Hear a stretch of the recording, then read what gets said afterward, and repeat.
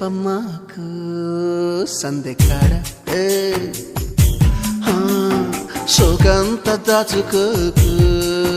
కోక నీడ పెళ్లి చీర కట్టేదాకా రెచ్చిపోకు పెద్ద పెద్ద ఆటలేవి ఆడమాకు అలవాటు చేసుకోవాలి